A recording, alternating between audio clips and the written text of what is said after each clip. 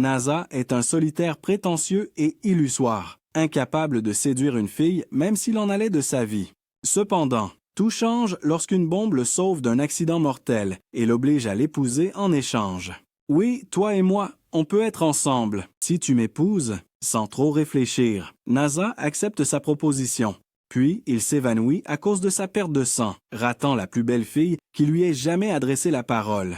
Quelques mois passent pendant que Nasa se remet et essaie de reprendre sa vie en main après l'accident, renonçant à poursuivre ses études malgré son intelligence et choisissant plutôt de travailler dans un grand magasin parce que la seule chose qui compte pour lui, c'est la fille qui l'a sauvé d'une mort certaine. Il espère la revoir un jour et prend même un appartement loin de ses parents pour qu'ils ne l'empêchent pas de trop travailler.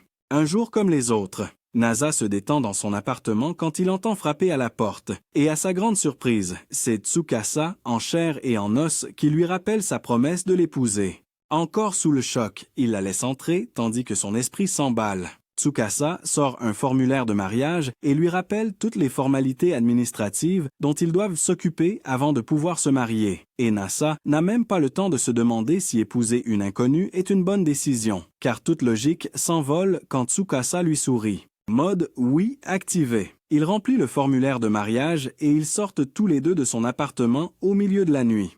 Tsukasa lui explique qu'ils vont à la mairie pour se marier officiellement. Celle-ci étant ouverte 24 heures sur 24 afin que les célébrités et les obsédés sexuels puissent se marier sans attirer trop l'attention. Pendant qu'il marche, Nasa se dit qu'elle ne s'est pas moquée de son nom comme tout le monde, et elle le surprend en se retournant et en se présentant comme Madame Nasa, ce qui le fait rougir comme une fille qui craque sur sa première idole. Au bureau, le couple s'occupe de toutes les formalités et des papiers et devient officiellement marié. Et l'employé leur offre même une petite plante en pot comme cadeau de mariage. Dehors, Nasa est frappée par la réalité de ce qui vient de se passer, mais Tsukasa le rassure en lui disant qu'elle a un bon jugement et qu'elle a sûrement choisi son prince charmant. Tsukasa propose qu'ils se tiennent la main, maintenant qu'ils sont mariés. Et la douceur rend le cerveau de Nasa complètement fou. Des pensées lubriques sur ce qu'il pourrait toucher d'autres lui traversant l'esprit. Tsukasa lui rappelle qu'il était en train de débiter ses idées perverses à voix haute. Elle répond à sa perversion et lui rappelle qu'ils sont mariés. Donc il y aura le temps de tout tripoter un jour. Après quoi, elle s'en va en disant qu'elle doit s'occuper de quelque chose. Tsukasa dit à Nasa d'aller s'occuper de la plante avant qu'elle ne revienne. L'idiot le plus intelligent du monde réalise que les deux vont vivre ensemble dans son appartement et, anticipant cela, il manque de s'évanouir en pensant aux deux dans le même lit. Avant que cela n'arrive, Nasa doit faire des calculs mentaux atroces pour déterminer comment ils vont dormir tous les deux dans sa tanière de célibataire crasseuse, car son lit n'est pas assez grand pour deux personnes, Nasa ayant accepté qu'il serait soit célibataire, soit qu'il dormirait comme un plant de riz toute sa vie. Il envisage de commander un lit légèrement plus grand sur Amazon, mais finit par maudire Bezos de ne pas avoir une option de livraison en 1 heure pour sauver un mariage impromptu. Il abandonne et décide de voir si Tsukasa et lui pourraient tenir dans un seul lit en se blottissant l'un contre l'autre, avant que ses fantasmes ne puissent aller plus loin. Tsukasa rentre à la maison et surprend Nasa en train de câliner un oreiller, ce qui le met dans un état d'embarras tel qu'il s'évanouit presque et lui demande pourquoi elle n'a pas frappé. Cependant, elle lui répond qu'elle l'a fait, mais que le monologue désespéré dans la tête de Nasa était trop fort pour qu'il l'entende. Tsukasa avait fini de faire ses bagages et est revenu à leur appartement avec une valise rose. Nasa, lui, prépare du café et lui demande maladroitement si elle resterait avec lui pour la nuit. Et elle lui répond qu'ils sont mariés, donc c'est une évidence. Elle propose de passer la nuit à l'hôtel jusqu'à ce que Nasa comprenne la situation et arrête d'avoir les pieds froids. Cependant, Nasa la poursuit dans la nuit et l'arrête, ayant l'impression que sa princesse Kaguya disparaîtrait à jamais s'il ne l'arrêtait pas. Au lieu de cela, il propose qu'ils aillent tous les deux dans un magasin d'articles ménagers pour acheter de nouvelles literies. Tsukasa accepte et il se dirige vers le rayon des futons dans un immense magasin où sa nouvelle épouse est obsédée par toutes les différentes options et variétés de futons. Nasa est perdu dans ses pensées, se remémorant leur premier rendez-vous de couple marié dans un supermarché, et il tend timidement la main vers Tsukasa pour lui donner un air plus romantique, ce qui la fait sourire et saisir sa main. Ensuite, les jeunes mariés retournent dans leur petit appartement et Tsukasa essaie la nouvelle literie que Nasa lui a achetée avant d'inviter Nasa à la rejoindre sur le futon. C'est alors que Tsukasa jette un bon coup d'œil à la garçonnière de puceaux et réalise qu'il n'y a pas d'article de toilette, ni même un pyjama de rechange pour elle. Mais avant qu'elle n'ait des doutes sur le mariage, Nasa se précipite au magasin de proximité pour lui acheter tout ce dont elle a besoin, sauf des sous-vêtements frais. Ce serait trop demandé au puceau. À son retour, les deux ont une brève conversation sur les raisons de leur mariage. Nasa lâche qu'il aime Tsukasa, qui répond qu'elle partage les mêmes sentiments. Sur ce, elle va dans l'autre pièce pour se changer et mettre son nouveau pyjama, et Nasa mène la bataille intérieure du siècle pour s'empêcher de jeter un coup d'œil. Heureusement, Tsukasa ne met pas longtemps à se changer et revient dans la chambre. Nasa rougit en pensant que sa femme était littéralement une déesse, même en vêtements de nuit. Puis c'est au tour de Nasa de se changer, et Tsukasa devient coquine en lui demandant de se changer devant elle. Mais le puceau paniqué s'échappe et se change dans une autre pièce. Quand il revient dans leur chambre, il a une autre crise de doki-doki parce que Tsukasa a remonté ses cheveux en chignon. Nasa se disait qu'il était impossible pour sa femme de ne pas être magnifique. Peu de temps après, les deux finiront par aller se coucher. Tsukasa est par terre sur son nouveau futon et Nasa est sur son lit. Le sommeil est la dernière chose à laquelle il pense alors qu'il fixe avec envie la bombe qu'il a choisie. Lui, sans raison apparente. Il la voit se tourner et se retourner et réalise qu'elle a un sommeil agité. Nasa veut que sa femme passe une bonne nuit. Alors il se faufile silencieusement pour la couvrir d'un autre futon afin qu'elle n'ait pas froid. Son esprit bizarre prend le dessus et il essaie de lui voler un baiser, mais décide que leur premier baiser serait mieux s'ils étaient tous les deux éveillés. Son timing de retraite était parfait. Il pense que Tsukasa a dû sentir son haleine d'oignon, mais il s'avère que sa femme avait juste soif et revient pour atterrir sur Nasa. Elle lui vole sa couverture et s'endort, laissant son mari gelé toute la nuit. Au matin, Tsukasa ne se souvient pas pourquoi ses cheveux étaient défaits et pourquoi elle avait 2 couvertures au lieu d'une. Nasa n'a pas eu le cœur de lui dire et ils quittent tous les deux leur pyjama pour commencer la journée. Nasa manque de faire une hémorragie nasale quand il voit Tsukasa se changer en tablier et en vêtements décontractés. Pour adoucir le marché, elle rappelle qu'ils sont mariés et qu'ils devraient s'appeler par des petits noms.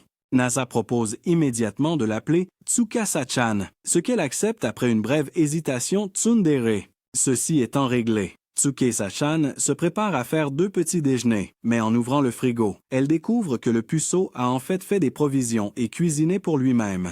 Cela plonge Nasa dans une spirale obsessionnelle, et il explique à quel point il est important d'avoir tous les nutriments nécessaires. Il avait percé le code, il devait manger une fondue tous les jours, car tout mettre dans une marmite et faire bouillir ne pouvait jamais mal tourner. Cependant, sa femme n'est pas impressionnée et lui lance un regard dégoûté, car pour elle, c'est de la science, pas de la cuisine. Tsukasa lui dit de se préparer à se faire éclipser complètement, et elle exhibe ses compétences de chef étoilé. En seulement 10 minutes, elle a préparé un petit déjeuner meilleur que tout ce que Nasa aurait pu faire de toute sa vie. La première bouchée met Nasa dans un état d'excitation culinaire, ravi de sa nouvelle vie savoureuse avec sa femme. Les choses ne font que s'améliorer pour lui quand Tsukasa lui demande de prendre un bain. Nasa lui rappelle qu'il n'a pas de baignoire chez lui, mais qu'il y a un joli établissement de bain pas très loin de chez eux. Nasa s'emballe à l'idée de sa femme sortant fraîche du bain. Cependant, Tsukasa ne pouvait pas aller au bain public les mains vides et demande à Nasa s'il avait du shampoing et d'autres produits. Il lui montre fièrement son shampoing et savon gris 13 en 1 de célibataire. Cela agace Tsukasa, qui transforme la déception en leçon, l'entraînant dans un magasin voisin où elle choisit du sérum, de la lotion tonique et du shampoing, entre autres articles de toilette. Puis les deux arrivent enfin au bain public pour être accueillis par Kaname, qui est stupéfaite que Nasa ait amené une femme vivante et respirante avec lui. Elle pensait que ce loser ne s'excitait qu'avec des livres et des calculs. Nasa lui présente Tsukasa en lui disant que Kaname était son cadet à l'école. Maintenant, elle gère les bains publics avec sa sœur pour aider leurs grands-parents et le reste de la famille. Après ça, Kaname balance des blagues 6 et demande si Nasa et Tsukasa sortent ensemble. Elle n'était pas préparée à entendre qu'ils s'étaient mariés du jour au lendemain. Après avoir ramassé sa mâchoire, elle offre au couple une chauve-souris gratuite comme cadeau de mariage, qu'ils acceptent volontiers. Cependant, une fois que Tsukasa se dirige vers la section des femmes, Kaname arrête Nasa et lui dit que l'offre ne s'étend qu'à sa femme. Il devra quand même payer parce que son côté insensible a blessé la sœur de Kaname sans le vouloir. Elle lui dit de ne pas parler de son mariage à sa sœur, car elle deviendrait folle, et Tsukasa accepte. Kaname n'est pas encore satisfaite et l'interroge sur le fait d'épouser une inconnue si rapidement, ce à quoi Nasa répond en criant et en confessant son amour pour Tsukasa. Kaname rit de son timing parce que Tsukasa apparaît derrière eux deux et l'entend. Elle avait oublié de prendre ses affaires de toilette, qui étaient toujours dans la main de Nasa. Elle dit à son mari qu'être aussi ouvert à ce sujet était embarrassant, mais qu'elle finirait par s'y habituer. Sur ce, elle retourne prendre son bain et Nasa entre dans la section hommes. Ses intentions ne pourraient pas être effacées avec le savon le plus puissant du monde, car il fantasme sur sa vie comme un épisode de bain d'anime. Il verrait bientôt sa déesse de femme dans son plus simple appareil et les anges chanteraient. Son excitation retombe seulement quand Kaname apparaît sous prétexte de faire le ménage et jette un coup d'œil au petit Nasa. Pendant ce temps, Tsukasa se retrouve seule dans le bain du côté des femmes et se met dans le plus simple appareil. Elle pense qu'avoir un bain public pour elle toute seule est paradisiaque et entre dans l'eau chaude. Son excitation est de courte durée car Aya apparaît derrière la vapeur pour lui rappeler qu'elle n'est pas seule. Elle fait tout un plat pour gâcher le moment de solitude de Tsukasa et lui explique qu'elle ne peut pas laisser une cliente repartir sans une satisfaction à 100%. Pour se faire pardonner, elle propose de laver le dos de Tsukasa, mais Tsukasa lui dit qu'elle devient nerveuse quand les gens la touchent. Aya n'en démord pas et propose de lui laver le dos avec une douchette à bulles. Tsukasa finit par céder et les deux femmes se lavent à fond. Tsukasa se présente en utilisant le nom de famille de Nasa, ce qui fait croire à Aya qu'elle est sa sœur ou sa cousine. Elle part dans un monologue sur la génialité de Nasa et comment il a sauvé leur bain public de la ruine après que leur grand-père bizarre se soit enfui avec une actrice de doublage. Tsukasa n'a même pas le temps de réfléchir par où commencer à poser des questions. Au lieu de ça, elles terminent leur bain et sortent où Nasa est en train de rêver dans son sommeil. Tsukasa le réveille et Nasa réalise qu'elle a déjà rencontré Aya, ce qui lui facilite la tâche. Ils se disent au revoir et commencent à rentrer chez eux. Sur le chemin, Tsukasa parle de la beauté d'Aya et le puceau naïf se lance rapidement dans un discours de 5 minutes sur le fait qu'Aya est la fille parfaite. Ça agace Tsukasa, mais Nasa ne comprend pas l'allusion. Il croit que Tsukasa est en colère parce qu'ils ont croisé un couple qui se mariait. Ça lui rappelle sa conversation avec Kaname sur son échec en tant que mari. Il n'avait offert ni bague, ni robe, ni cérémonie à sa femme. La panique commence à l'envahir quand Tsukasa lâche une autre bombe et demande si elle aussi, elle pourrait être qualifiée de jolie. Nasa ne fait toujours pas le rapprochement et pense qu'elle demande une cérémonie formelle. Son mode soumis s'active et il lui tend les clés de leur appartement. Il s'enfuit en criant qu'il ne pouvait pas s'engager tout de suite, mais qu'il ferait en sorte que les rêves de Tsukasa se réalisent. Pendant ce temps, sa femme se demande, sur le chemin du retour, une voiture noire de luxe s'arrête et une fille, Chitose, jette un coup d'œil et sourit à Tsukasa, l'appelant grande sœur. Après être rentrée, Tsukasa s'ennuie à mourir et se retrouve seule dans l'appartement pour la première fois depuis leur mariage. Elle veut tuer le temps. Alors elle décide de faire un peu de ménage. Seulement, elle se rend compte que la maison est déjà impeccable. Après avoir hésité à nettoyer le moindre recoin, elle abandonne l'idée. Elle ne veut pas découvrir un secret louche que son nouveau mari pourrait cacher dans son appartement. Elle décide de préparer le déjeuner avant le retour de Nasa. Ainsi, elle pourra lui montrer son amour et remplir ses devoirs d'épouse. Et donc, elle se met à cuisiner. La sonnette retentit et Tsukasa va ouvrir en pensant que c'est Nasa, mais elle est accueillie par la peste blonde de Chitose, qu'elle a rarement rencontrée auparavant. Malgré cela, Chitose est extrêmement enthousiaste et appelle Tsukasa sa grande sœur. Elle refuse de s'expliquer, fidèle à elle-même, et critique Tsukasa pour vivre dans un appartement aussi délabré et miteux. C'était manifestement indigne d'elle. À ce moment-là, Tsukasa en a assez, alors elle lui claque la porte au nez et essaie de reprendre le cours de sa journée. Ce à quoi elle ne s'attend pas, c'est que Chitose est extrêmement persistante. À contre-cœur, Tsukasa cède et rouvre la porte. Cette fois, Chitose va droit au but. Elle a entendu parler de Tsukasa par leur arrière-grand-tante Tokiko et l'a traqué comme un chien de chasse. Tokiko lui avait dit de ne pas poursuivre Tsukasa, mais Chitose n'a pas écouté. Elle s'inquiétait pour sa grande sœur et voulait la ramener. Cela affecte à peine Tsukasa, qui en a juste assez. Elle rappelle à Chitose qu'elle est mariée maintenant et qu'elle a choisi elle-même la vie qu'elle menait. Son mari, Nasa, était tout ce qui comptait maintenant. Cela contrarie beaucoup Chitose, qui descend les escaliers d'un pas triste, s'assoit et pleure. C'est alors que Nasa rentre à la maison, trouve Chitose en pleurs et essaie de la réconforter. Ne sachant pas qui il était, Chitose raconte à Nasa qu'un membre de sa famille s'était enfui. Il prenait une décision hâtive qui ne ferait que le briser et qu'elle était bien trop bien pour se caser avec un loser vivant dans un appartement miteux. Son timing ne pouvait pas être meilleur, car Tsukasa arrive derrière elle et salue Nasa, quand le rideau tombe et que Chitose apprend que Nasa est le nouveau mari de Tsukasa. C'est le chaos. Elle se met à pleurnicher et se fâche, répétant sans cesse que Nasa ne la méritait pas. Tsukasa panique, mais Nasa gère la situation très naturellement et écoute toutes les préoccupations de Chitose. Il l'invite ensuite à entrer pour qu'ils puissent en discuter, mais Chitose n'en voulait rien savoir. La seule chose logique à faire pour Chitose était de claquer des doigts et de faire enlever Nasa par un homme costaud pour l'emmener dans leur villa. Une fois arrivée au manoir, Chitose lui dit qu'elle n'était pas assez sauvage pour le torturer, mais qu'elle connaissait bien les méthodes ancestrales des briseuses de ménage. Elle appelle rapidement ses deux servantes, Charlotte et Aurora.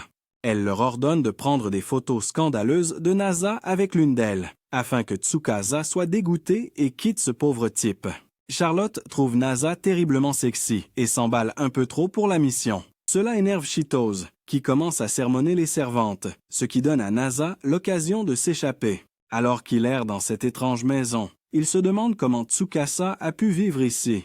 Il finit par trouver sa chambre grâce à son odeur. Dans la pièce sombre, il trouve une pierre enfermée dans une vitrine. En y regardant de plus près, il découvre qu'il s'agit d'une véritable roche lunaire rapportée par des astronautes. Elle était reliée à un réservoir d'azote pour éviter qu'elle ne s'oxyde et ne se détériore. Cependant, la rencontre de Nasa avec la roche lunaire est interrompue lorsque Charlotte apparaît derrière lui, tenant une grande épée de lame sombre, et lui dit de quitter la pièce. Elle l'attaque pour essayer de le faire sortir, mais finit par fissurer la vitrine contenant la roche. C'est à ce moment-là qu'Aurora et Chitose entrent et restent bouche bée. Mr. Nerd réfléchit vite et répare la vitrine avec du ruban adhésif et un réservoir d'azote de remplacement. Chitose lui dit que la roche appartenait à Tokiko, qu'il avait prêtée à Tsukasa. Cela fait réfléchir Nasa aux peu de choses qu'il savait sur sa femme. Ses efforts pour sauver le rocher sont récompensés par une étreinte de Charlotte, qu'Aurora s'empresse de photographier. Elle se met ensuite au travail pour truquer la photo et la faire ressembler à une image scandaleuse. Nasa remarque qu'elle devrait arrêter d'être femme de chambre et rejoindre Hollywood avec ses talents. Leur petite plaisanterie est interrompue lorsque Tsukasa apparaît et s'empare de la photo. Elle semble énervée en entraînant Nasa avec elle. Chitose se réjouit, pensant qu'elle a réussi, mais ce n'était qu'une ruse pour que Nasa et sa femme s'échappent. Tsukasa conduit Nasa à travers un passage secret. Nasa se demande quel genre de vie secrète et stressante sa femme a vécu jusqu'à présent. Ses pensées sont interrompues lorsqu'ils émergent à la surface, à l'intérieur d'une magnifique église. Toute cette adrénaline fait battre le cœur de Nasa à tout rompre alors qu'il demande formellement Tsukasa en mariage, puis se penche pour leur premier baiser, scellant leur union par un geste d'amour profond mais simple. Cependant, l'amour se transforme en folie le lendemain lorsque Tsukasa devient hyperactive et demande à Nasa d'allumer la télé. Quand il lui dit qu'il n'a pas de télé dans sa grotte de célibataire, elle craque. Son film préféré sur des requins dans l'espace devait être diffusé ce jour-là. Nasa ne voit pas l'intérêt, ce qui lance Tsukasa dans un monologue de cinéphile sur l'importance d'apprécier chaque réalisateur et son travail pour une expérience complète et soignée. Nasa ne voit pas vraiment l'intérêt, mais il doit faire plaisir à sa femme. Alors ils se rendent dans un magasin d'électronique pour regarder les nouvelles télés. Alors que Nasa se concentre sur la qualité des différents produits. Tsukasa lui dit juste de prendre l'option la moins chère, car un bon film reste bon, qu'il soit regardé au cinéma ou sur un mauvais écran. Après avoir acheté leur thé, ils décident de se rafraîchir au bain public.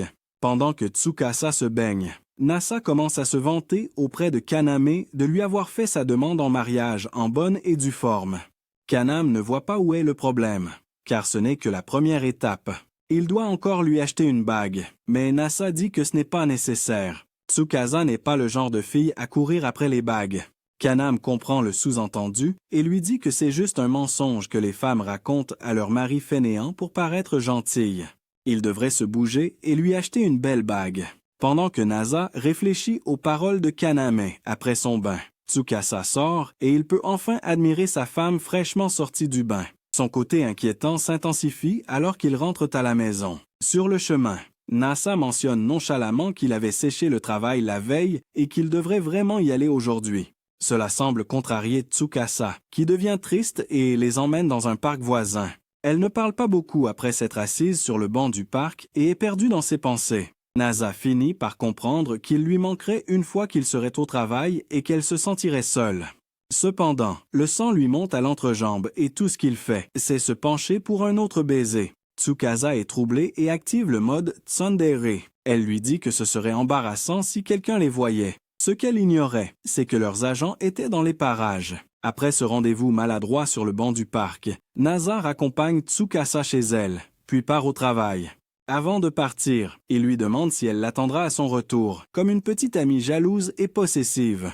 Pendant qu'il travaille dur, Nasa pense que sa femme doit se sentir seule à la maison. Il se sentait lui aussi assez seul et se demandait ce qu'il pouvait faire pour réduire la distance entre eux. C'est alors que les paroles de Kanam résonnent dans sa tête et il comprend pourquoi les couples mariés achètent des alliances. C'est une façon d'être ensemble, même lorsqu'ils sont éloignés l'un de l'autre. Tous deux peuvent se réjouir de retrouver leur bien-aimé et, sur ce, il a décidé d'acheter des alliances assorties pour lui et Tsukasa. En rentrant chez lui, il aborde, de manière pas très subtile, la question de savoir si Tsukasa voulait une bague de fiançailles. Sa femme s'empresse de lui expliquer qu'une bague de fiançailles serait stupide puisqu'ils sont déjà mariés. Le pauvre naïf comprend enfin la différence entre les bagues de fiançailles tape à l'œil et les alliances le plus simples pour tous les jours. Embarrassé, il parle d'acheter 3 bagues au total pour lui et Tsukasa afin de sceller leur amour. Voyant qu'elle n'arrive pas à percer le crâne épais de Nasa, Tsukasa décide de l'emmener dans une bijouterie de luxe le lendemain. Quand ils y vont enfin, Nasa est abasourdi par le prix exorbitant d'une simple bague avec un diamant d'1 carat. Il se laisse embobiner par la vendeuse et elle manque de lui soutirer des millions quand Tsukasa l'éloigne. Devant la boutique, sur un banc, Tsukasa laisse Nasa se calmer au lieu d'acheter une bague hors de prix sur un coup de tête. Il n'arrête pas de parler d'acheter des bagues comme symbole pour sceller leur amour. Tsukasa réalise que son mari est trop têtu et décide de l'emmener dans une bijouterie un peu moins chère. Là, un autre vendeur est sur le point de lui soutirer des millions, car le naïf Nasa se précipite et manque de payer. Tsukasa le raisonne et lui dit qu'elle n'a pas besoin d'une bague coûteuse pour prouver leur amour l'un à l'autre ou au monde entier. Être ensemble lui suffit amplement. Il finit par acheter la paire d'alliances la moins chère qu'ils aient pu trouver dans la deuxième boutique. Sur le chemin du retour, ils sont tous les deux satisfaits de la tournure des événements et se tiennent la main en rentrant chez eux. Plus tard dans la nuit, Tsukasa se retrouve dans le lit de Nasa. Nasa savait déjà qu'elle bougeait beaucoup en dormant et qu'elle avait tendance à faire du somnambulisme. Cependant, ce jour-là, au lieu de voler les couvertures de Nasa et de le laisser geler toute la nuit, Tsukasa a sauté dans son lit et a continué son sommeil paisible. C'était trop pour Nasa le puceau, qui a commencé à la prendre dans ses bras et à sentir son corps pour la première fois. Son comportement pas très subtil réveille Tsukasa un instant, qui embrasse son mari avant de se rendormir sur son futon.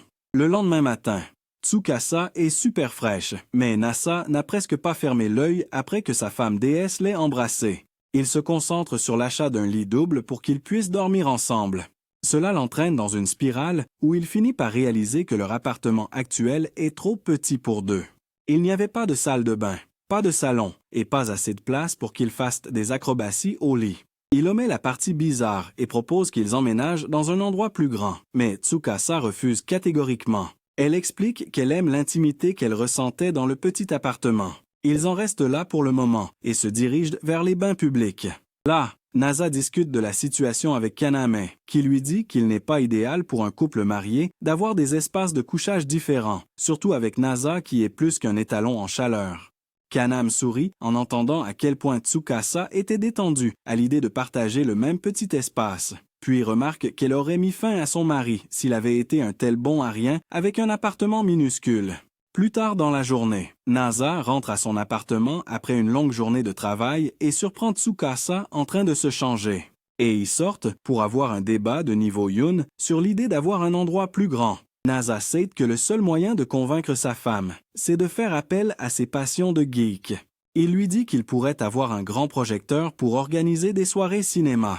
Pour l'amadouer, il ajoute qu'il achèterait de grandes étagères pour que Tsukasa puisse y exposer ses DVD de films et sa collection de mangas préférés. Et voilà, c'était dans la poche pour le nouvel appartement. Maintenant que c'est réglé, ils reprennent le chemin de la maison. C'est alors que Tsukasa réalise qu'ils auront besoin d'un garant pour co-signer le bail du nouvel appartement. Même s'ils en trouvent un, Nasa l'assure que ses parents s'en chargeront. Mais il réalise alors qu'il ne leur a pas encore parlé de son mariage secret et précipité. Une fois rentré, Tsukasa lui propose de rester à ses côtés pendant qu'il parle à sa mère pour lui annoncer la nouvelle. Mais il l'assure qu'il va bien s'en sortir. Il l'appelle et lui annonce nonchalamment que son fils raté est maintenant marié. Tsukasa l'entend dire à sa mère qu'il a épousé la jolie fille qu'il avait sauvée de se faire écraser il y a quelque temps, une fois l'appel terminé. Tsukasa, toute confuse, lui demande ce qu'il a raconté à sa famille à son sujet.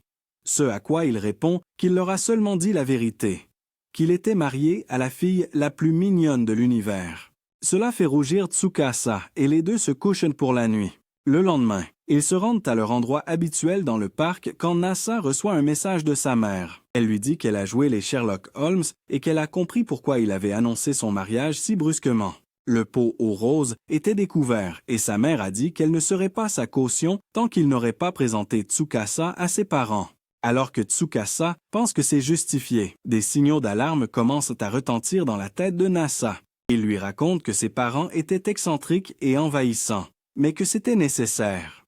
Tsukasa et Nasa préparent donc leur voyage à Nara, Nasa le considérant comme leur lune de miel, ce qui a rendu le retour à la maison beaucoup plus supportable. Non loin de là, leurs agents Charlotte et Aurora sentent ce qui se trame et font leur rapport à Shitosa.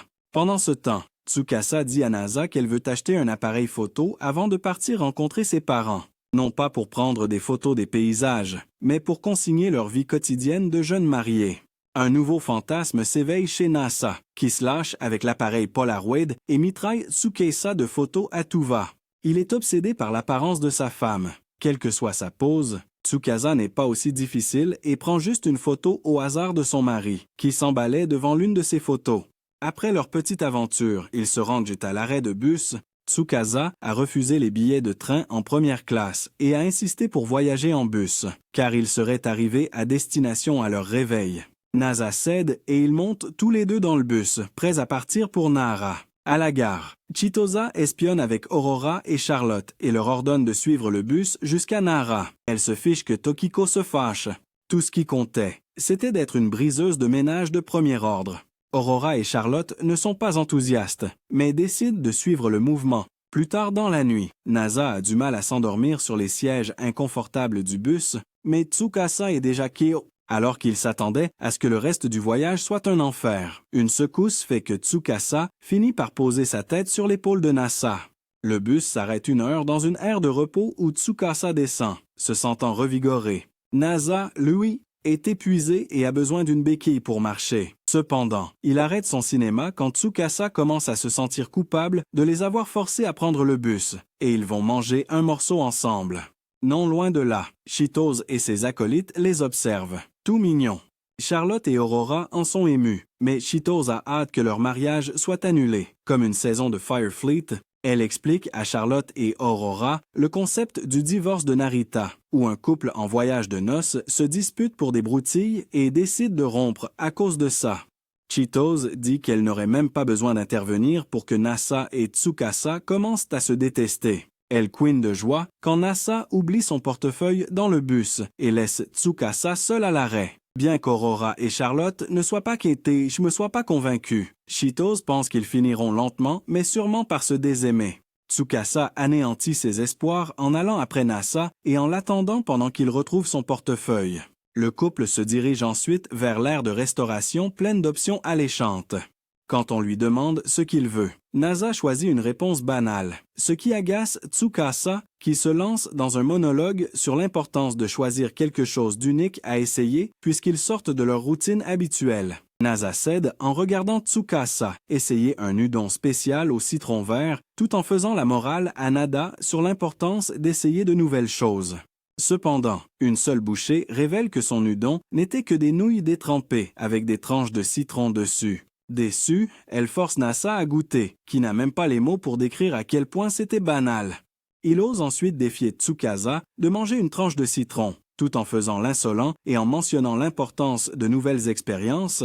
Quand Tsukasa s'exécute, il prend une photo d'elle avec le citron vert acide dans la bouche, la faisant grimacer. Pendant ce temps, Cheetos et les domestiques les observent de près. Charlotte et Aurora remarquent que chaque petit obstacle ne sert qu'à rapprocher le couple. Plus tard, quand Tsukasa se met en mode tsundere à cause de la façon dont Nasa l'a taquiné, Nasa se fait pardonner en lui disant qu'il ne mangerait que ce qu'elle choisirait pour le reste de la journée. Cela remonte le moral de Tsukasa, qui trouve rapidement un pain au melon qu'il partage en étant assis sur des chaises. Quand elle est seule, Cheetos surgit de nulle part pour la confronter à propos de sa vie de couple heureuse. Elle rappelle à Tsukasa qu'elle n'était pas celle qu'elle prétendait être. Son apparence de fille ordinaire n'était qu'une façade. Tsukasa lui dit que tout ce qu'elle a toujours voulu, c'était se faire passer pour une fille normale, avant que leur conversation ne puisse aller plus loin. Nasa revient des toilettes et une célébrité, accompagnée d'une équipe de caméramens, apparaît à côté d'eux. C'était une équipe spéciale d'une émission de télé qui tournait parfois dans les aires de repos. Ne voulant pas que son identité soit révélée en étant vue à la télé, Tsukasa attrape Nasa et ils remontent dans le bus.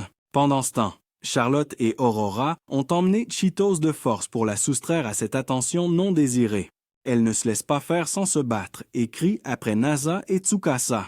Une fois dans le bus, Tsukasa explique que Cheetos n'était pas contente de leur mariage, ce à quoi elle s'attendait déjà, rappelant à son mari que tout le monde ne pouvait pas être satisfait. Cela a un peu inquiété Tsukasa à l'idée de rencontrer les parents de Nasa, la menace potentielle d'un rejet planant au-dessus d'elle. Cependant, Nasa fait la première chose virile de sa vie et promet qu'il convaincra ses parents de bénir leur mariage. Cela a rendu Tsukasa heureuse et lui a rappelé la personnalité qui lui avait donné envie d'épouser Nasa. Pendant ce temps, Cheetos bouillonne toujours à l'air de repos d'avoir laissé les deux s'échapper. Charlotte et Aurora dévorent leur ramen pendant qu'une célébrité et l'équipe de tournage enregistrent leur émission de fin de soirée derrière elles. Aurora l'informe qu'il n'y a pas lieu de s'inquiéter puisqu'elle a déjà appelé une carte de qualité qui les amènera à Nasa et Tsukasa en un rien de temps. Alors que la nuit s'est transformée en jour, un Nasa endormi s'est réveillé et a trouvé sa tête reposant sur l'épaule de Tsukasa. Ce qui active son mode vierge loser. Tsukasa lui dit qu'il n'y a pas de quoi s'énerver et qu'il devrait descendre du bus maintenant. Une fois à la gare, ils réalisent qu'ils ont beaucoup de temps libre avant le départ de leur prochain bus. Nasa s'enthousiasme à l'idée de tous les sites qu'il pourrait visiter avec sa femme et transformer ça en lune de miel. Cependant, quand il évoque l'idée de visiter des sites, Tsukasa pense à des boulangeries populaires et au musée du manga de Kyoto. Nasa pensait plutôt à de vieux sanctuaires et à des monuments historiques. C'est un gros frein pour Tsukasa qui finit par accepter juste pour faire plaisir à son mari. Avant qu'ils ne puissent commencer leur journée, Cheetos et les deux femmes de chambre débarquent comme des parasites et la gamine blonde commence à crier sur Tsukasa parce qu'elle a épousé un bon marien. Nasa repense à la conversation qu'ils ont eue dans le bus à propos de l'approbation de leur mariage. Une idée lumineuse lui vient, il passerait la journée avec Cheetos pour lui prouver qu'il est un mari formidable. Pendant ce temps, Charlotte et Aurora décident de sauver Tsukasa et vont dans des cafés et visitent le musée du manga. Après leur départ, Cheetos atteint un nouveau niveau de tsundere, disant que ce serait trop facile si Nasa se contentait de flâner et de se promener. Elle voulait que Nasa fasse semblant d'être son petit ami pour vivre pleinement l'expérience. Hésitant au début, Nasa accepte, car cela débarrasserait Cheetos de son dos. Il aile rapidement un pouce-pouce et l'emmène faire une promenade romantique à travers Kyoto.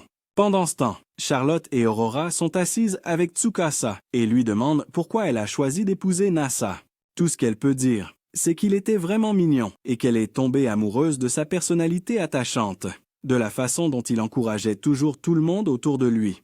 Charlotte se mord la lèvre et goûte au paradis rien qu'en entendant Tsukasa parler de son mari. À l'autre bout de la ville, son mari arrête le pouce-pouce pour acheter des dingos à sa fausse petite amie. Il sort un classeur de nerd qu'il a spécialement préparé pour leur petite halte à Kyoto. Il comptait bien se faire aimer de Tsukasa grâce à son côté geek. Cheetos n'est pas impressionné et lui fait remarquer à quel point il connaît peu sa femme. Cependant, chaque défaut qu'elle souligne se transforme en un nouvel atout de séduction pour Nasa. Ça continue jusqu'à ce que Cheetos soit frustré et que Nasa avoue que Tsukasa lui a sauvé la vie.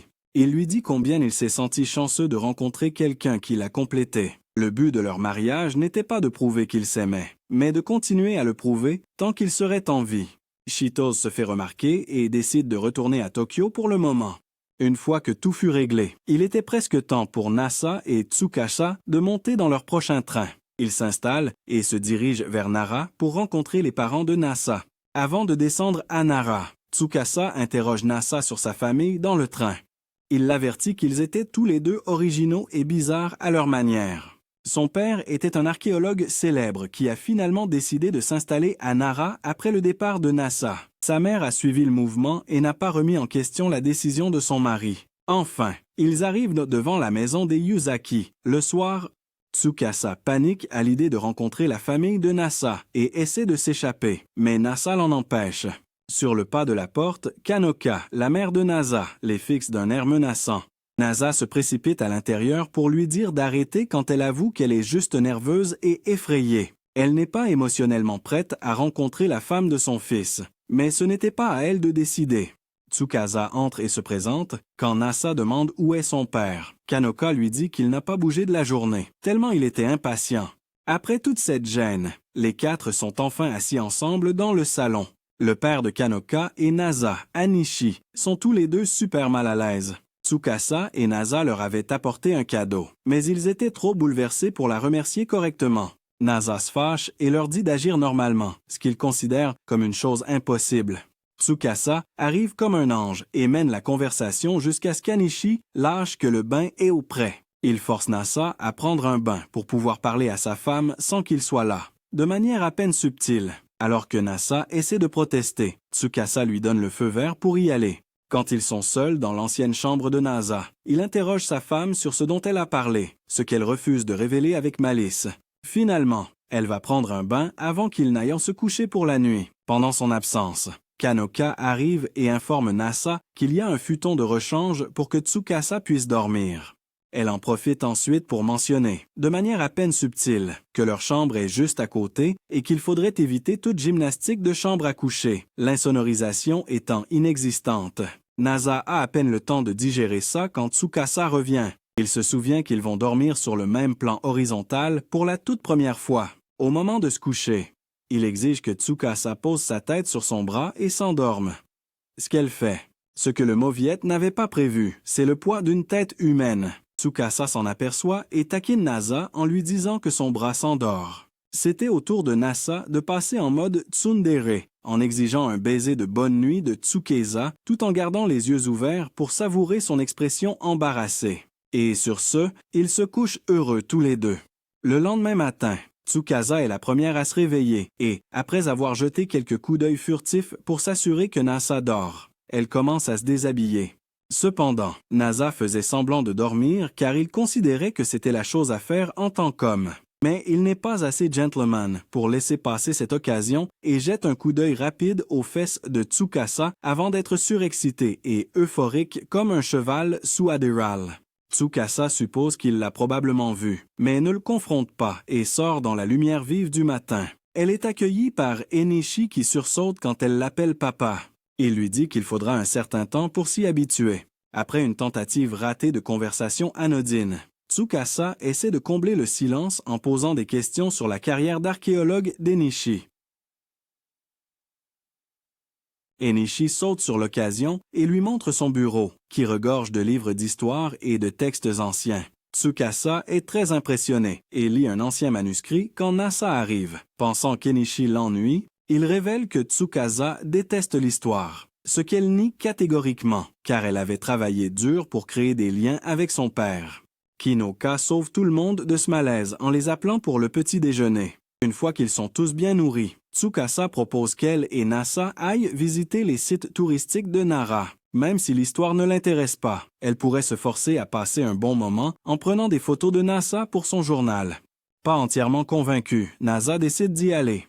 Le premier site qu'il visite est une statue géante de Bouddha. Tsukasa prend Nasa en photo en train de faire la pose du Bouddha et rit en se disant qu'elle montrera ça à son père plus tard. Ils continuent leur visite touristique vers un autre endroit où ils prennent un selfie ensemble, comme un couple.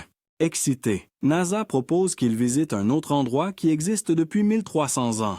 Tsukasa l'avertit qu'il n'y a rien là-bas, mais il ne l'écoute pas. Quand ils arrivent, ils sont accueillis par un énorme tas de rien. Malgré son aversion pour l'histoire, elle semblait avoir une tonne de connaissances sur les vieux bâtiments et les différentes époques. Elle a expliqué à Nasa comment l'endroit où il se trouvait avait été démonté à cause d'une pénurie de matériaux. Cependant, il pourrait quand même en profiter en y enregistrant une vidéo amusante. Nasa se met à faire l'idiot devant la caméra, mais Tsukasa arrête l'enregistrement, lui disant qu'il avait l'air d'un homme partant au combat. Elle rit et mentionne qu'elle va montrer tout ça à Enishi, et Nasa lui demande comment ils sont devenus si proches. Tsukasa ne donne pas de réponse directe, mais elle a eu une conversation profonde avec Enishi la nuit précédente, où il l'a remercié d'avoir sauvé la vie de son fils. Elle leur avait donné de l'espoir, à lui et à Kanoka, car Nasa était leur fierté. Ils n'étaient pas prêts à perdre leur brillant garçon. Tsukasa lui promet qu'elle continuera à prendre soin de leur fils pour toujours. Après une journée de visite à Nara, le couple retourne à la maison des Yuzaki pour dire au revoir aux parents de Nasa. Même si le voyage a été court, ils ont tous les deux évolué et appris beaucoup de choses, tout en s'amusant en couple. Ils étaient prêts à faire une pause après toute cette excitation et à reprendre leur routine tranquille et confortable.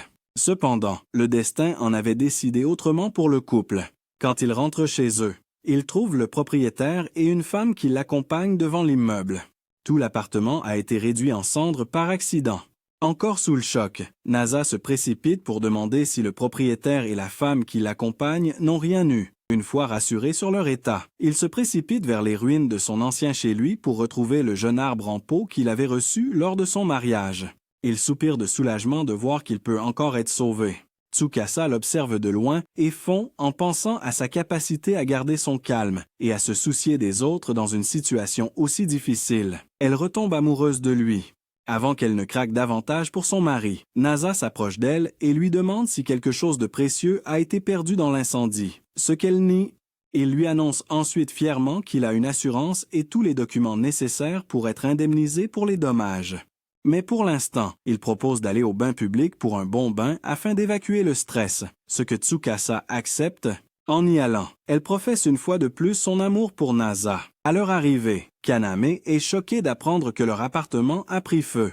Ce qui la dérange encore plus, c'est à quel point Nasa semble désinvolte et presque heureux de cette nouvelle. Dans sa tête, il allait rester avec Tsukasa dans l'un des hôtels bizarres et louches du mauvais côté de la ville. Alors que tout son sang affluait vers le bas, il n'a même pas remarqué Kaname entrer et jeter un coup d'œil à son entrejambe. Elle le confronte subtilement, et Nasa s'efforce de réfuter les accusations de pervers. Kaname lui rappelle qu'elle peut voir la preuve entre ses jambes, ce qui donne à Nasa l'envie de s'évaporer sur place. Une fois son bain terminé, il a une conversation sérieuse avec Kaname sur ce qu'il faut faire, et elle propose de les laisser rester sur la propriété des bains publics jusqu'à ce qu'ils puissent trouver de meilleures solutions. Tsukasa se joint à la conversation après avoir fini son bain et Nasa s'empresse d'accepter. Il s'exclame qu'ils ont eu de la chance de trouver un logement aussi rapidement, mais Tsukasa le corrige. Il a été sauvé parce qu'il était une si bonne personne que les gens ont voulu lui rendre la pareille. Nasa pense à la façon dont il est tombé amoureux d'une femme formidable qui lui a réellement prêté attention et est resté à ses côtés. Son monologue intérieur se coupe temporairement quand Kaname les conduit à la propriété où ils vont séjourner pour leur faire visiter les lieux. Nasa s'inquiète d'imposer sa présence. Alors Kaname vérifie auprès d'Aya et de sa mère pour s'en assurer. C'est un grand soulagement pour le couple, qui se rend ensuite chez les Arisugawa pour saluer Aya et Madame Arisugawa. Kaname s'inquiète pour sa grande sœur, qui est toujours distraite et ne réalise pas que Nasa est mariée. Elle taquine même Aya sur ce que ça fait de vivre avec son coup de cœur. Même quand Nasa entre et mentionne qu'il va présenter Tsukasa à ses parents, Aya fait preuve d'une stupidité digne d'un film d'horreur et ne fait pas le rapprochement. Ce n'est que lorsque Madame Arisugawa arrive et lâche la bombe que Tsukasa est une épouse merveilleuse qu'Aya en reste bouche bée. Avant même qu'elle puisse faire quoi que ce soit, son premier amour était terminé. Elle ne peut même pas se remémorer les bons moments, car sa mère lui dit juste de se faire couper les cheveux et de partir à l'étranger pour que le chagrin d'amour soit plus facile. Aya s'énerve de la façon dont on prend son problème à la légère, ce à quoi sa mère répond qu'au moins son mari n'est pas parti avec une femme plus jeune. Pendant que les deux se disputent pour savoir quel traumatisme est le pire, Nasa s'excuse auprès de Kaname de ne jamais avoir compris qu'Aya avait le béguin pour lui. Kaname lui donne un conseil, ce n'était pas sa responsabilité de s'occuper de quelqu'un qui avait trop peur d'avouer ses sentiments. Cela trouve un écho chez Aya, qui doit décider si elle pleure son amour perdu ou si elle passe à autre chose. Avec un sourire courageux, elle félicite Nasa pour son mariage et adopte une attitude mature. Cependant, son chemin vers la guérison ne sera pas facile car elle décide impulsivement de devenir une idole YouTube. Quelques jours de pitrerie passent avant que Tsukasa n'explique un nouveau problème, le linge. Bien que la plupart de leurs vêtements aient été perdus dans l'incendie, les quelques vêtements qu'ils avaient portés depuis leur séjour chez Kaname et sa famille, Nasa propose de laver leurs deux lessives, mais Tsukasa hésite, disant qu'elle ne veut pas que Nasa regarde ses sous-vêtements. Des pensées impures traversent l'esprit de Nasa, mais il est sauvé par Kaname qui vient chercher Tsukasa pour une petite course. Quand elles partent, Nasa se retrouve seule avec les vêtements usagés de sa femme, qu'il regarde comme un animal sauvage affamé. Après s'être assuré que personne ne le regardait, il attrape quelques vêtements de Tsukasa et les renifle avec délectation. Ce à quoi il ne s'attendait pas, c'est que Kaname pressente ses intentions louches et se cache à proximité. Elle le confronte avec un immense sourire aux lèvres, se moquant de lui en disant qu'il n'est rien de plus qu'un homme simple d'esprit qui aime renifler les vêtements de femmes. Heureusement, elle ne le dénonce pas et laisse le couple aller paisiblement faire sa lessive. Alors qu'ils sont assis là, Nasa remarque qu'il n'a jamais vu Tsukasa en survêtement, ce qui la fait rougir. Elle lui dit de ne pas regarder de trop près, car tous ses sous-vêtements étaient dans la machine à laver. Ça ne fait que rendre Nasa plus déterminée, qui prend rapidement une photo pour sa galerie numérique bizarre. Nasa se souvient de ce que Kaname lui avait dit à propos d'aller faire du shopping pour que Tsukasa puisse continuer à être sa jolie et délicate épouse. Tsukasa argumente un peu, mais finit par accepter d'y aller. Les deux se rendent dans un magasin cher avec une tonne d'options de vêtements. Tsukasa essaie une robe d'été courte qui fait craquer Nasa, mais il pense qu'elle est trop révélatrice et qu'il ne veut pas que d'autres hommes la regardent. Un peu émoustillé par son commentaire possessif, Tsukasa lui demande de choisir des vêtements qui lui iraient bien cadrent bien. Nasa saute sur l'occasion et un joli montage digne d'une scène de Relooking Disney se déroule avant qu'ils ne terminent leur shopping de vêtements. Cependant, Tsukasa n'en avait pas fini, car elle devait encore acheter de nouveaux sous-vêtements. Nasa l'accompagne et a immédiatement l'impression qu'il est illégal pour un homme de regarder tous ses sous-vêtements. Tsukasa le fait asseoir sur un canapé et lui dit d'arborer le regard « Je suis ici avec ma femme ». Une fois les achats terminés, ils sortent, mais Nasa est toujours tout excité. Il demande prudemment s'il pourrait voir Tsukasa en sous-vêtements, ce qui les fait rougir comme des tomates.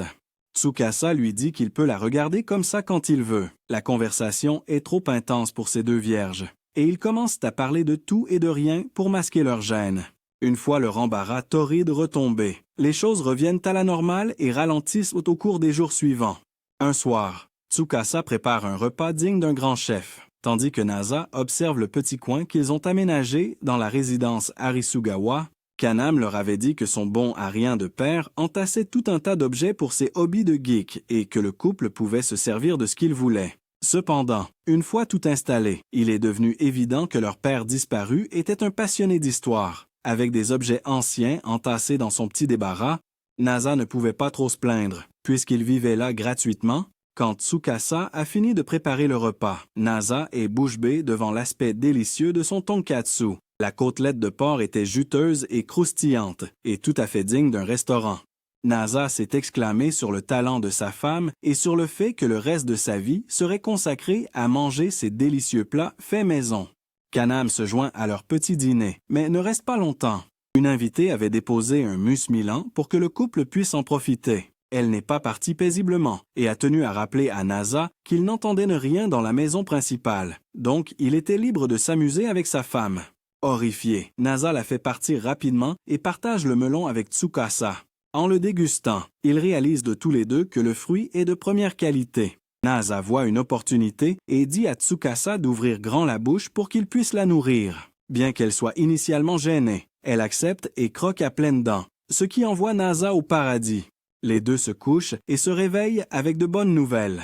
Nasa reçoit un appel de son propriétaire qui lui annonce qu'il construise un nouvel immeuble sur la propriété en ruine et qu'il pourra emménager au prix de l'ancien loyer sans dépôt de garantie. Ça semblait trop beau pour être vrai, mais lui et Tsukasa partent visiter un appartement témoin dont le propriétaire lui avait envoyé un email. En s'y rendant, ils se retrouvent devant un immeuble de luxe. Ils doutent d'avoir les bonnes indications, mais ne se privent pas de l'opportunité et entrent. Ils visitent l'appartement luxueux avec ses hauts plafonds, une baignoire assez grande pour deux jeunes mariés en chaleur, et un lit queen size. Tsukasa avoue qu'elle aimerait dormir dans le même lit que Nasa quand ils emménageront dans leur nouvel appartement, ce qui le comble de joie. Une fois cette parenthèse terminée, ils sortent et découvrent un email du propriétaire qui s'était effectivement trompé dans les indications pour l'appartement témoin. Tsukasa rassure Nasa et lui dit qu'elle se fiche de vivre dans un palais ou un appartement miteux tant qu'ils sont ensemble. Nasa sourit en pensant qu'il a la meilleure femme du monde pour se marier à toute vitesse. Le lendemain matin, Tsukasa se réveille plus tôt que d'habitude et retrouve Kaname devant, qui s'apprête à nettoyer les bains publics. Tsukasa lui propose son aide, car elles étaient pratiquement des inconnues et elle ne voulait pas être une parasite. Kaname accepte gracieusement son aide et lui montre le matériel de nettoyage. Elle insiste sur toutes les innovations technologiques que NASA a apportées pour maintenir l'entreprise à flot, notamment un robot de nettoyage personnalisé. Le travail de Tsukasa consistait à nettoyer tous les endroits que le robot ne pouvait pas atteindre dans la zone des bains pour hommes. Kaname et Tsukasa deviennent amis et commencent à s'appeler par leur prénom. Secrètement, Kaname veut voir si une fille moderne et sophistiquée est capable de bien nettoyer les bains. Elle est stupéfaite quand elle découvre que la zone des bains est impeccable. Tsukasa la félicite pour tout le travail qu'elle accomplit avant et après l'école. Les deux nouvelles amies sortent et Tsukasa raccompagne Kaname alors qu'elle se rend à l'école. À ce moment-là, Nasa se réveille et trouve sa femme devant la maison. Ils retournent tous les deux dans leur chambre, à leur insu. Plus tard dans la journée, Tsukasa demande à Nasa ce qu'il aime, ce à quoi il répond qu'il aime Tsukasa. Elle applaudit l'effort, mais précise qu'elle parlait de nourriture. Le pot-au-feu tout en un de Nasa n'allait pas suffire. Nasa fait d'autres statistiques de geek et lui dit que le curry est son plat préféré. Tsukasa lui explique qu'il n'avait pas de curry en poudre et qu'elle allait faire un saut rapide au magasin. Nasa propose de l'accompagner et de transformer la course en une promenade romantique et gourmande. Alors qu'ils s'apprêtent à sortir, Nasa les arrête et appelle Nasa, lui disant de ramener la tondeuse à gazon en passant par un parc désert à cette heure-là. Il pourrait laisser libre cours à son Hayden intérieur.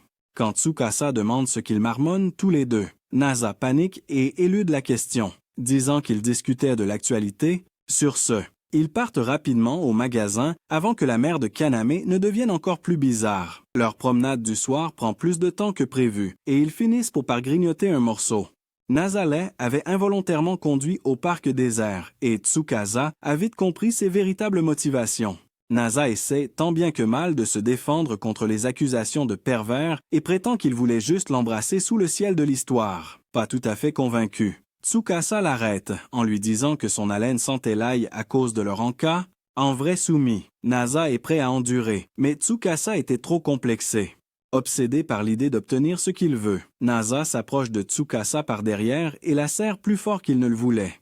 Cela lui fait peur, mais elle finit par se laisser aller à ce geste romantique. Les deux ont une conversation saine sur la façon dont leur vie de couple se déroule jusqu'à présent. Le lendemain, Jitose reprend son rôle de harceleuse et découvre que la maison de Nasa a brûlé. Elle est accompagnée de Charlotte et Aurora, qui fouinent un peu, mais n'ont aucune idée de où se trouvent actuellement Nasa et Tsukasa.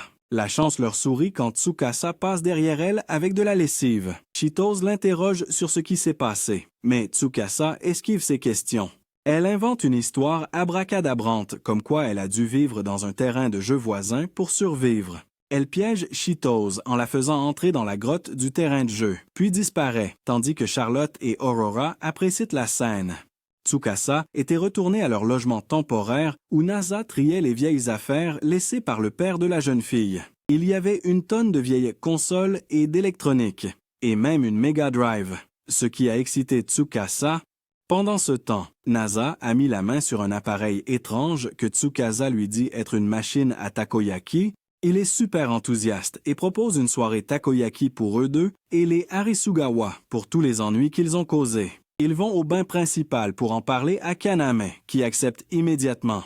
Tsukasa dit qu'elle voulait mieux connaître Aya, mais Kaname hésite parce qu'Aya a encore des sentiments pour Nasa. Leur réflexion ne dure pas longtemps car Cheetos fait irruption dans le bain avec ses servantes. Elle demande à Tsukasa si c'est là qu'elle habite, et Tsukasa fait mine de s'allonger sur le sol sale et d'utiliser des biberons comme oreillers. Nasa la gronde pour avoir embêté Cheetos. Sachant que c'est une gamine crédule, Tsukasa sourit et finit par avouer qu'elle vit dans la maison attenante à la propriété. Cheetos s'énerve et Kaname propose qu'elle se détende dans le bain chaud pour se calmer. Les servantes sautent sur l'occasion et Cheetos est entraînée malgré elle dans le plan. Toutes les trois prennent un long bain relaxant et se rafraîchissent ensuite avec du lait froid. Tsukasa réussit même à les faire partir avant que Cheetos ne revienne, encore plus en colère qu'avant. Elle reproche à Tsukasa de vivre avec quelqu'un d'autre et pas avec elle, ce à quoi Tsukasa répond simplement qu'il y a une console Mega Drive là-bas. Cheetos est décontenancée et surenchérit en disant qu'elle achèterait toutes les consoles possibles et imaginables si cela signifiait que Tsukasa reviendrait vivre avec elle. Bien que cela ne fonctionne pas sur elle, Aya apparaît de nulle part après avoir entendu parler des consoles de jeux. Elle se porte volontaire pour jouer avec Cheetos avant même que les présentations officielles ne soient faites. L'idée lumineuse frappe Nasa. Au milieu de tout ce bruit, il invite toutes les personnes présentes à la soirée tacos pour la rendre plus animée. Tsukasa accepte à peine, mais mentionne qu'elle devra refaire des courses. Cependant, Charlotte et Aurora arrivent à la rescousse, ayant anticipé une telle situation, et apportent avec elles 2 sacs remplis de provisions. Cheetos et Aya se rapprochent, en avouant qu'elles n'aimaient pas Tsukasa comme femme de Nasa et qu'elles n'acceptaient pas leur mariage. Elles se sont lancées dans une tirade sur le fait qu'une bonne épouse devrait savoir cuisiner, alors qu'elles-mêmes sont de piètres cuisinières. L'ambiance animée se poursuit jusque dans la soirée, où la soirée tacos a commencé à la résidence temporaire des Yuzaki. Tout le monde mange et boit à satiété avant même que les takoyaki n'aient été servis. Une fois qu'ils ont fini de manger, Aya annonce que la vraie fête commence et sort un exemplaire PlayStation de Street Fighter V. Ils décident tous de jouer les uns contre les autres pour le plaisir, mais secrètement. Ils sont en compétition les uns avec les autres. Aya est super excitée et Kaname révèle que sa sœur était une grande passionnée de jeux vidéo. Kaname essaie de jouer contre Cheetos et les autres, mais réalise vite qu'elle est loin d'être prête à affronter ces monstres. Finalement, il ne reste plus qu'Aya, Cheetos et Tsukasa qui s'affrontent. Pour pimenter les choses, les femmes de chambre proposent un prix pour le gagnant. Le prix en question était d'obliger Nasa à faire tout ce qu'elle voulait, ce qui les a toutes motivées. Aya offre même un cadeau de mariage à Tsukasa en la plaçant directement en finale du tournoi. Alors que Cheetos et Aya commencent pas à jouer, elle remarque qu'elle obligerait Nasa à faire le poirier dans la rue, dans le plus simple appareil, pour que Tsukasa perde tout intérêt pour lui. Cependant, Cheetos est éliminé avant même que le spectacle ne commence, car Aya la démolit brutalement et la met KO en quelques secondes. Bafouillant, elle invente une excuse stupide sur sa manette qui ne serait pas branchée et exige une revanche. Aya l'amuse, mais Cheetos finit toujours par perdre. C'est enfin au tour de Tsukasa de jouer contre Aya, et aucune des deux ne lâche prise. À la fin, Aya gagne avec un combo brutal et Tsukasa se met à pleurnicher. Elle triche et exige qu'elle joue au Street Fighter original, car Nasa avait fabriqué une manette spéciale de fortune pour jouer, alors qu'au début, Aya semble perdre. Elle effectue le retour du siècle, et le combat final se termine par un double KO. Les deux s'allongent et se reconnaissent comme des adversaires dignes et deviennent amis. Ensuite, Kaname leur rappelle qu'aucun takoyaki n'a été servi à la soirée tacos et tout le monde se met au travail. Pendant que tout le monde apprécie son repas, Cheetos aperçoit Tsukasa et Nasa en train de se câliner près de l'appareil à takoyaki. Lorsque ses servantes l'interrogent sur son opinion concernant leur mariage maintenant, Cheetos finit par céder et dit qu'elle n'y voyait pas d'inconvénient tant que Tsukasa était heureuse.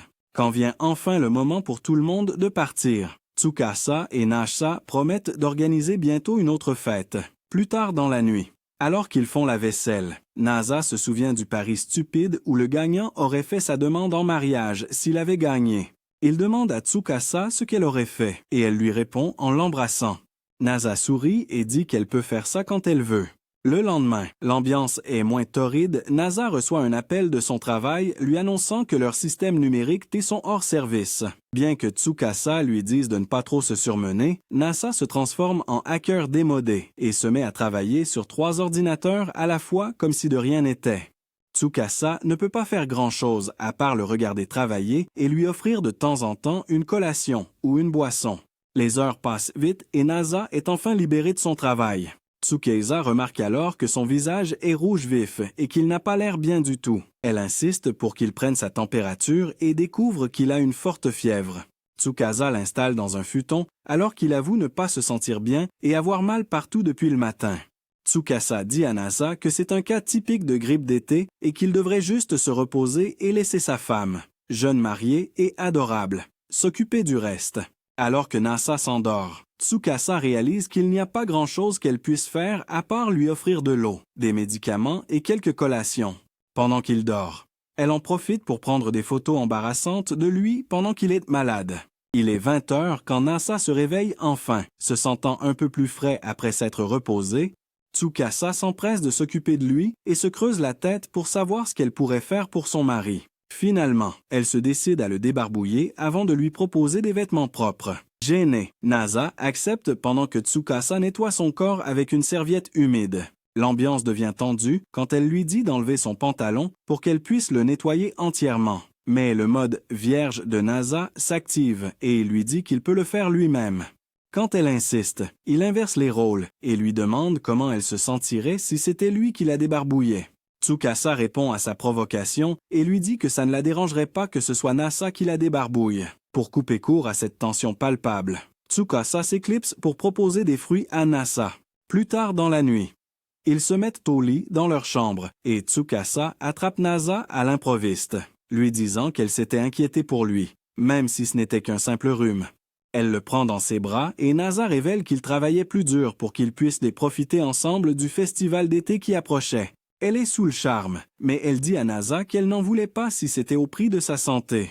Ils commencent à s'embrasser, mais avant que ça ne devienne trop chaud, Tsukasa l'arrête et lui rappelle qu'il était malade. S'il voulait être un bon petit mari, il devrait se tenir à carreau et aller se coucher, ce que Nasa fait comme un Golden Retriever loyal. Le matin arrive et Tsukasa est au bain public. Kaname lui dit qu'elles devraient toutes les deux porter des yukatas au festival d'été pour rendre l'atmosphère plus torride et romantique. Tsukasa n'apprécie pas le sous-entendu bizarre, mais prend quand même le yukata de Kaname. Quand elle rentre à la maison, elle dit à Nasa de se retourner pour qu'elle puisse se changer. Après une longue lutte intérieure, il trouve le courage de demander à Tsukasa s'il peut la regarder se changer en yukata. Timide au début, elle accepte qu'il jette un coup d'œil, mais Nasa la regarde comme si elle était le dîner de ce soir. Une fois qu'ils se sont changés, ils se dirigent vers le festival d'été et commencent pour la regarder toutes les choses amusantes qu'ils pourraient faire avant le début des feux d'artifice. Tsukasa le supplie de lui prendre des takoyaki, car elle n'aime pas ceux qui sont frits. Elle s'emballe sur ce plat classique jusqu'à ce que Nasa cède et achète une boîte à partager. Ils dévorent tous les deux les takoyaki chauds avant de se diriger vers les autres stands. Une voix familière les appelle alors qu'ils voient Cheetos et Aya s'occuper d'un stand de pêche au poisson rouge. Kaname les avait forcés à les aider. Même Aurora et Charlotte étaient là. Mais elles ont refusé d'aider et se sont contentées d'engloutir la nourriture du festival. Tsukasa se vante d'être une experte à la pêche au poisson rouge, mais elle laisse Nasa briller. Son ego se dégonfle comme un ballon triste quand l'épuisette se déchire avant même qu'il puisse attraper un seul poisson rouge.